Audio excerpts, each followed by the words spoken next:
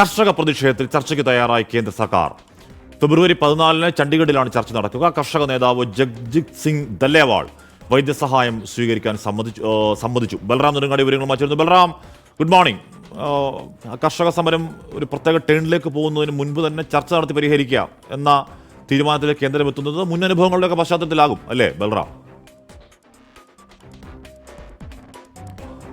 ഹഷ്മി, തീർച്ചയായും കേന്ദ്ര സർക്കാരിന് മുന്നിൽ കർഷകരുടെ പ്രതിഷേധത്തിന്റെ ചൂട് വ്യക്തമാണ്. ഈ ഒരു പശ്ചാത്തലത്തിൽ കൂടിയാണ് കേന്ദ്ര സർക്കാർ ഔദ്യോഗികമായി കർഷകരെ ചർച്ചയ്ക്കായി ക്ഷണിച്ചിരിക്കുന്നത്. കഴിഞ്ഞ വർഷം ഫെബ്രുവരി 13 മുതൽ രാജ്യത്തെ കർഷകർ പ്രതിഷേധത്തിലാണ്. പഞ്ചാബ്, ഹരിയാന സംസ്ഥാനങ്ങളിൽ നിന്നുള്ള കർഷകർ ഡൽഹിയിലേക്ക് നീങ്ങുന്നതിനിടെ അവരെ തടഞ്ഞതിനെ തുടർന്ന് പഞ്ചാബ് ഹരിയാന അതിർത്തിയിലാണ് ഇപ്പോൾ പ്രതിഷേധം തുടരുന്നത്. എന്നാൽ ഈ ദിവസങ്ങൾ നീണ്ടിട്ടും ഈ പ്രതിഷേധം ഫലം കാണാതിരുന്നതോടുകൂടിയാണ് ജഗ്ജിത് സിംഗ് ദല്ലേവാൾ നിരാഹാര സമരം കഴിഞ്ഞ നവംബർ 26 മുതൽ ആരംഭിച്ചത്. അദ്ദേഹത്തിൻ്റെ ആരോഗ്യനില അത്യന്തം മോശമായ സാഹചര്യമുണ്ടായിരുന്നു. കൂടാതെ സംയുക്ത കിസാൻ മോർച്ച ഇടയ്ക്ക് രണ്ടായി പിരിഞ്ഞിരുന്നെങ്കിലും അവർ ഒന്നിച്ച് വീണ്ടും ഈ ഒരു പശ്ചാത്തലത്തിൽ സമരത്തിനായി തയ്യാറെടുക്കുകയും അതുമായി ബന്ധപ്പെട്ടുള്ള ചർച്ചകൾ ആരംഭിക്കുകയും ചെയ്തതിന് പിന്നാലെയാണ് കേന്ദ്ര സർക്കാർ ഇത്തരത്തിലുള്ള ഒരു ഇടപെടൽ നടത്തിയിരിക്കുന്നത്. ഇന്നലെ രാത്രിയോടെ കേന്ദ്ര കൃഷി മന്ത്രാലയത്തിൻ്റെ ജോയിന്റ് സെക്രട്ടറി പ്രിയരഞ്ജൻ്റെ നേതൃത്വത്തിലുള്ള ഉദ്യോഗസ്ഥ സംഘമാണ് കർഷകരുമായി ചർച്ച നടത്തിയത്. കർഷകരെ ചർച്ചയ്ക്കായി ക്ഷണിച്ചിരിക്കുന്നു. ഫെബ്രുവരി 14-ന് ചണ്ഡീഗഡിൽ വെച്ചായിരിക്കും ഈ ചർച്ച നടക്കുക.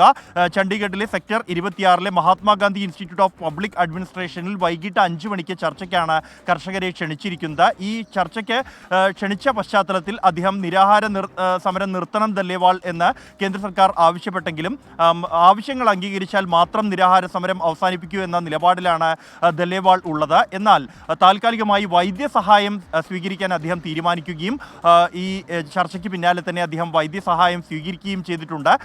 ഈ ഫെബ്രുവരി 24-ന് നടക്കുന്ന ചർച്ചകൾ എന്തായാലും ഏറെ നിർണായകമാകും. പ്രത്യേകിച്ച് കാർഷിക വിളകൾക്ക് മിനിമം താങ്ങുവില നിയമം അടക്കമുള്ള ആവശ്യങ്ങൾ ഉന്നയിച്ചാണ് കർഷകരുടെ സമരം നടന്നുവരുന്നത്. ഹഷ്മി, ബൽറാം, അവിടെ ഈ കൊടിയ തണുപ്പൊക്കെ മാറി ചെറിയൊരു വസന്തത്തിന്റെ വരവൊക്കെ ആവാനുള്ള സമയമാവുന്നില്ലേ?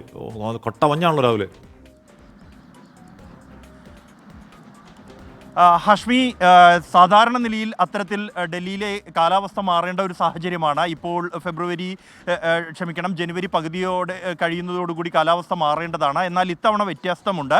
ഇന്നലെ മെച്ചപ്പെട്ട സാഹചര്യമായിരുന്നു, ഉയർന്ന താപനില അനുഭവപ്പെട്ടിരുന്നു. എന്നാൽ ഇന്ന് വീണ്ടും കടുത്ത മൂടൽമഞ്ഞ് ഉണ്ടായിരിക്കുന്നു. ഡൽഹിയിൽ അടക്കമുള്ള 4 സംസ്ഥാനങ്ങളിൽ മൂടൽമഞ്ഞ് അനുഭവപ്പെടുന്നുണ്ട് ശക്തമായി തന്നെ. അതുകൊണ്ട് തന്നെ രാജ്യത്തെ 8 വിമാനത്താവളങ്ങളിൽ ദൃശ്യപരിധി 0-മാണ്. ഡൽഹി വിമാനത്താവളത്തിലും ദൃശ്യപരിധി കുറവായത് വ്യോമ ഗതാഗതത്തെ ബാധിച്ചിരിക്കുന്നു. നിരവധി വിമാനങ്ങൾ ഇന്നും വൈകിയാണ് ഡൽഹി വിമാനത്താവളത്തിൽ നിന്നും സർവീസ് നടത്തുന്നത്. Hashmi, okay, thank you Balram. അപ്പോൾ അവിടെ പ്രേക്ഷകർക്ക് തന്നെ മനസ്സിലാവുന്നുണ്ട് മൂടൽമഞ്ഞ് എന്ന് പറഞ്ഞാൽ ഇപ്പുറത്ത് നിന്ന് അപ്പുറത്ത് കാണാൻ പറ്റാത്ത പോലെ ഒരു കട്ടനിട്ട പോലെ കട്ടയ്ക്ക് മൂടൽമഞ്ഞാണ്.